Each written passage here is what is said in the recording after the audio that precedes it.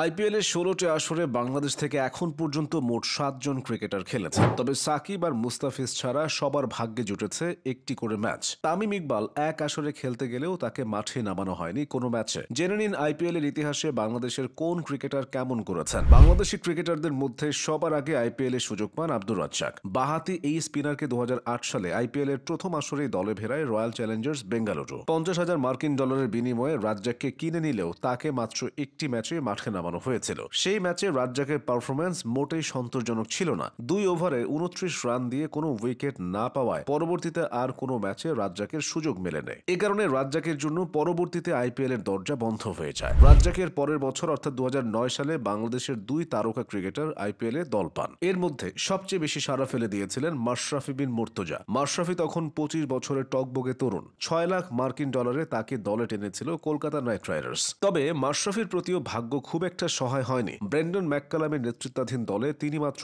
একটি ম্যাচ খেলার সুযোগ পেয়েছিলেন। সেই ম্যাচে মাশরাফি প্রথম ৩টি ওভার দুর্দান্ত করলেও শেষ ওভারে খেই হারিয়ে ফেলেন। শেষ ওভারে তখন ডেকান চার্জার্সের জয়ের জন্য ২১ রান দরকার ছিল, অথচ সেই ওভারে দলকে জেতাতে পারেননি মাশরাফি। এমন হতাশাজনক পারফরমেন্সের পর পরবর্তীতে আর কোনো ম্যাচে মাশরাফির সুযোগ হয়নি। রাজ্জাক আর ম্যাশের মতো তারকা ক্রিকেটার মোহাম্মদ আশরাফুলের ভাগ্যেও একটি ম্যাচ লেখা ছিল। মোহাম্মদ আশরাফুল ২০০৯ সালে আইপিএল এ মাশরাফির সঙ্গে সুযোগ পেয়েছিলেন। সে সময় সচিন টেন্ডুলকারের দল মুম্বাই ইন্ডিয়ান্সের হয়ে খেলেন আশরাফুল। তাকে $৭৫,০০০ দিয়ে কিনেছিল মুম্বাই। তবে দিল্লির বিপক্ষে ম্যাচে ১০ বল খেলে মাত্র ২ রান করে আশরাফুল প্যাভিলিয়নের পথ ধরেন। তাই পরের ম্যাচে বাদ পড়েন। এরপর আর সুযোগই পাননি। তবে এই আইপিএল এর কারণে যদিও সচিনের সঙ্গে আশরাফুলের ভালো সম্পর্ক তৈরি হয়েছিল, এই তিনজন ছাড়া ২০১২ সালে $৫০,০০০ তামিম ইকবালকে দলে টেনেছিল পুনে ওয়ারিয়র্স। তবে তামিমকে একটি ম্যাচেও সুযোগ দেওয়া হয়নি। রাজ্জাক, মাশরাফি আর আশরাফুলের মতো একই অবস্থার ভেতর দিয়ে গেছেন লিটন কুমার দাস। ২০২৩ সালের আইপিএল এ কলকাতা নাইট রাইডার্স লিটন কুমার দাসকে ভিত্তিমূল্য $৫০ লাখ